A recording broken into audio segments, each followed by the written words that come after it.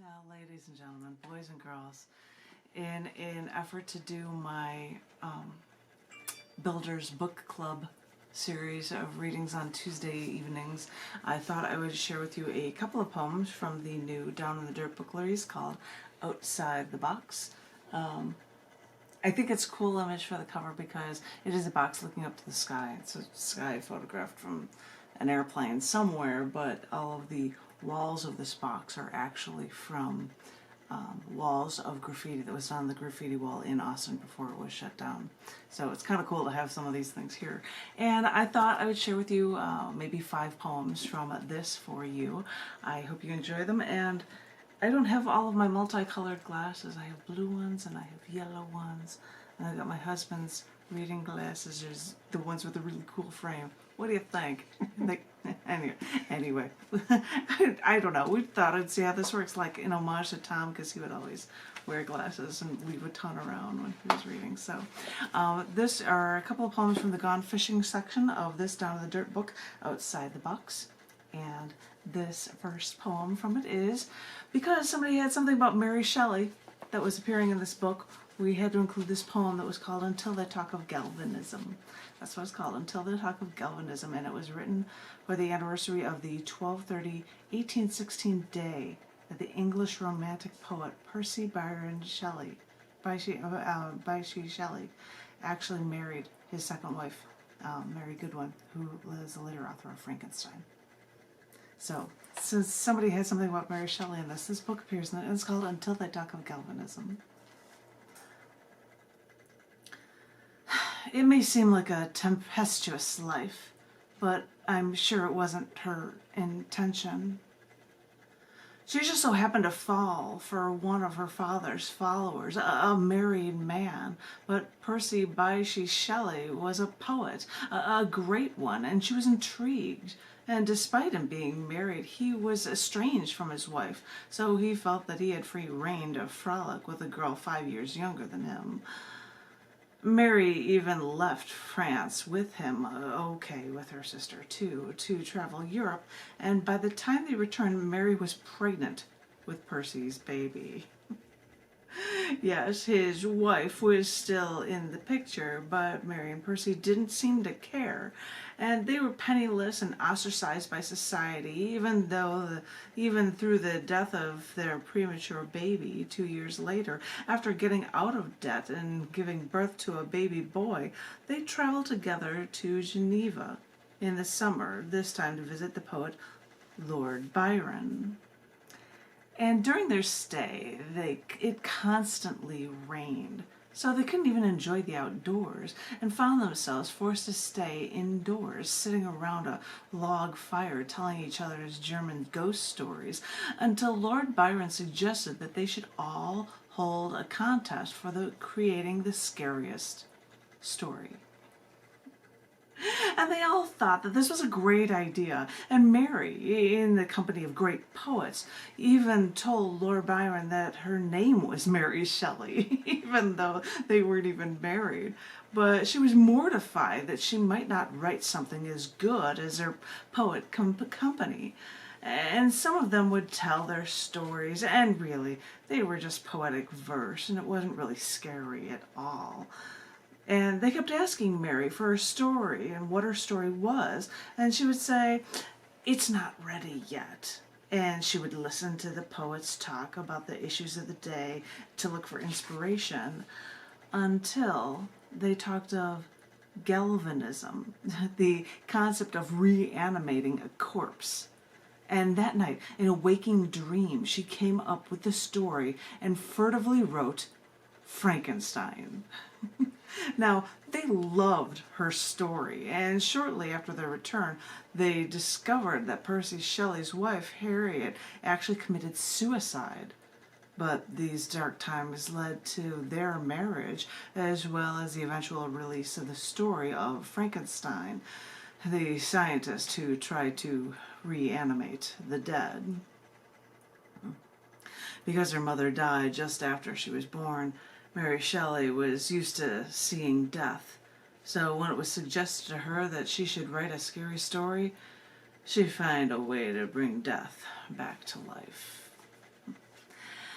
Ladies and gentlemen, boys and girls, I hope you are appreciating these stories. I'm going to share with you maybe 4 poems from the end of this Gone Fishing section of the Dawn of the Dirt May to August issue collection book for 2020 called Outside the Box.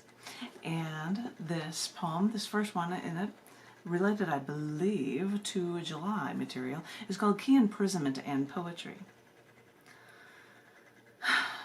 It's not like we got our independence free and clear when Jefferson finished editing the Declaration of Independence on July 4th, 1776, because the British don't take defeat so lightly.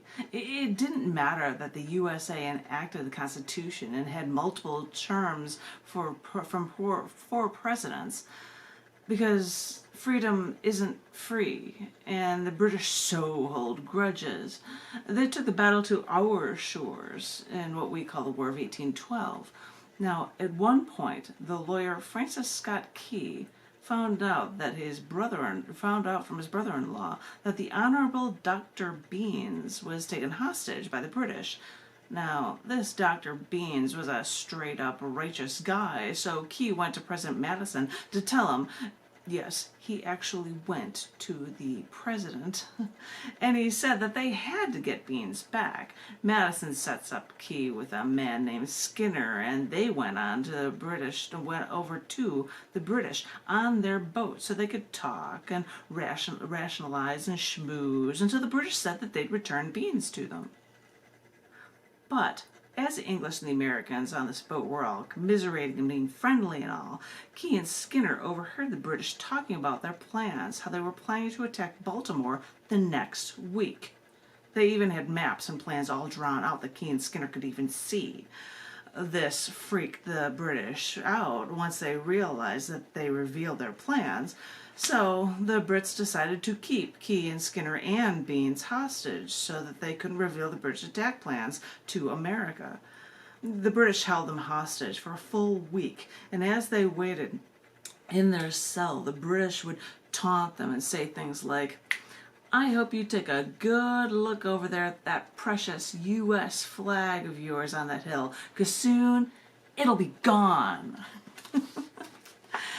When September 13th, 1814 came, the attack began in Baltimore with mass fire, many cannons bombarding Fort McHenry, and Francis Scott Key stayed up all night to watch these suspenseful horrors.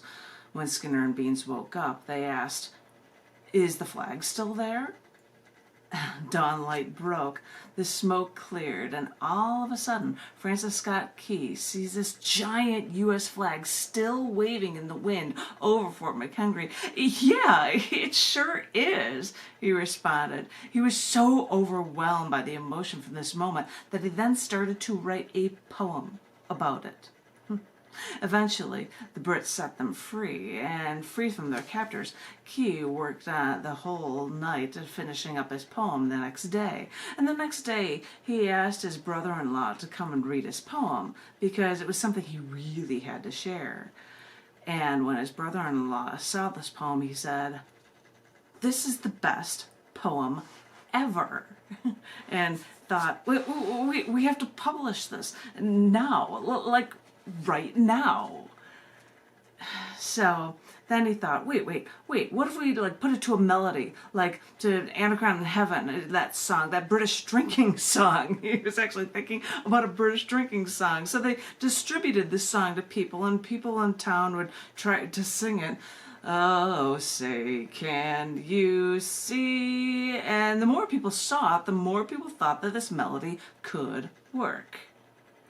Eventually, the song ended up becoming an amazing hit. A poem from a man held in captivity on a British ship, waiting to see if the U.S. flag would survive through the night. One man wrote a poem about it, and as a joke to Britain, they sang this poem to a convoluted British drinking song, making this poem an in-your-face that the U.S. will always prevail. If you think about it, like this guy is sitting there, he's like, "I'm going to write a poem," and they're like, "This is great. Let's put it to one of the British drinking songs, just so put it in their face, right? It's really weird having these glasses on, so I'm going to try this. I'm trying to look like I'm appealing to Tom when I'm wearing them, and I'm like, I don't know. So we'll see how it works. As I said, these are poems from the Gone Fishing section of the Down in the Dirt collection book, Outside the Box. Outside the Box. And I've got 1, 2, maybe 3. 1, 2. I got 3 more poems for you. This first one is called Obfuscate the Truth, and it was written on the day in 1928. It was marking the beginning of the Scopes trial in Dayton, Tennessee. It was so-called monkey trial for John T. Scopes, and it actually was, all about redefining evolution and that kind of stuff. This really tiny type, and it was a substitute teacher that was accused of teaching education in violation of the Butler Act. Guess you guys have to look up what the Butler Act was, right? This poem is called Obfuscate the Truth. The most ludicrous thing is when people try to legislate untruths and expect everyone to just go along with them. What man could obfuscate the race, gender, science, and the truth? We hold these truths to be self-evident, you all boldly proclaim, but do you? What is your definition of truth, and at what lengths will you go to obfuscate the truth? The ACLU wanted to finance a test case against the constitutionality of the Butler Act, which became the Scopes monkey trial. In an attempt to gain social limelight for the injustice of deliberately not teaching science to children, a team of businessmen approached the substitute teacher, John Thomas Scopes, stating that the Butler Act prohibited teaching human evolution, but the state required all teachers to use the assigned textbook, Hunter's Civic Biology, which contained that evolution. Scopes wasn't sure he taught evolution, but chose to be their defendant. The defense fought gallantly, but their efforts didn't even matter when the cards against reason were so stacked against this house against them. They lost the trial, and Scopes had to pay a $100 fine. Scopes was even harassed afterwards for years because of this, while continuing schooling at the University of Chicago. But the seed was planted, and it would only take time before ignorance would be overturned in the eyes of the law. This trial set modernism against fundamentalism, who said that the Word of God is revealed in the Bible, took priority over all human knowledge. This is where the debate began, and this is where the tenuous debate will fight and flourish. Do you believe in truth through evidence, or do you believe in the centuries-old book that the world accepts on faith? Are our courts here defending blind faith, or do they defend people's right to make their own choices for themselves? Your choices in politics are so directly interlinked with religion and with science and with knowledge. So, choose wisely. Okay, you guys, for the Builders Book Club Tuesday night reading. I hope you guys are enjoying yourself. We're just going to be doing Tuesday night readings, I think, for a month or two. I hope you guys enjoy it. I've got 2 poems here for you. This next one, my next to last poem, is called Our Population, Our Pain, and Our Growth, and it was written on 7/11. Oh, thank heaven for 7/11. That's actually World Population Day. Didn't know that, did you? This is World Population Day.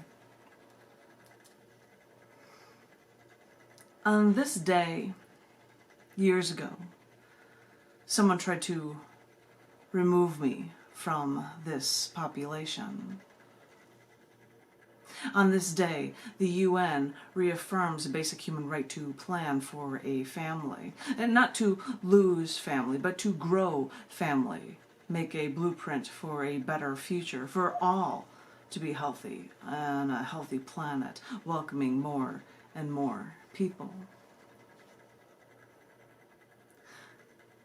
When I survived the attempt to wipe me away from this world, I knew I mustn't dwell on the pain or on the injustice, but on the recovery. It sometimes seemed impossible, but I knew I ultimately had no choice. I must survive. After battling death, the only choice is to celebrate all life in this growing population. Enshroud life in love. Do not shun it, destroy it, or kill it. Let humankind grow. See how what we do affects other species and our planet Earth itself. So know that if we do not squelch our population, we must nurture it, treasure it, to make sure humans know to keep peace with everything, so we can all finally grow together. Hope you enjoyed that, and I'm hoping you enjoyed my playing with my school table that I've got. This is the coolest thing, having a little table like this. That you just, I don't know if you guys can see it, but I'm just playing with my table. I've got one more poem to share with you guys, and this is a cool one because it was written on the 12th of July, and that was the birthday of Henry David Thoreau back in 1817. And so this is in honor of that for the final poem for you guys from the Down in the Dirt May to August 2020 issue collection book, Outside the Box. And this is called Knowingly Live, Purposefully Live. Life is as precious as you make it, and life is as deliberate as you choose it to be. We all make choices without thinking about it, which is why many wonder how we got into this hole and how on earth can we get out. And through all this mess, we only feel lost. Oftentimes, it is only after we make that conscious choice, when we actively believe and act on our beliefs, that we begin to feel alive again. Oh, you may say you have beliefs. This talking so much about beliefs is so overreacting. I mean, we're all just doing fine all along. This is just how everyone lives, is what you may say. And yes, that's true, but everyone wallows in that pit that no one remembers falling into. So stop passively letting others dictate your lives and control you. Once you realize what is happening, step out and say something. Because civil disobedience isn't the act of the insane. It is a measure people take when they realize things have gone too far and they can't just sit back and do nothing. If you are lost, seek the truth, as all philosophers do with every thought.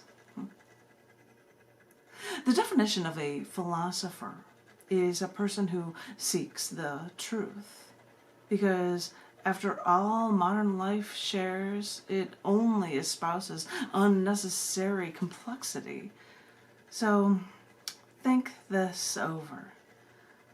The true key may be to live simply, to live in harmony with nature and commune with our surroundings. Once you do that, it will seem simple to live deliberately, to live strategically. And suddenly, once you begin to think through life, you'll see that you're no longer lost. Ladies and gentlemen, boys and girls, I hope you enjoyed this Tuesday night reading from the Builders Book Club of the Down in the Dirt May through August 2020 issue collection book called Outside the Box. I hope everyone is staying poetically inclined. I hope everyone is staying very safe, and I want everyone to know out there that you are loved. You guys all hang in there and be good. Hang in there. Love you.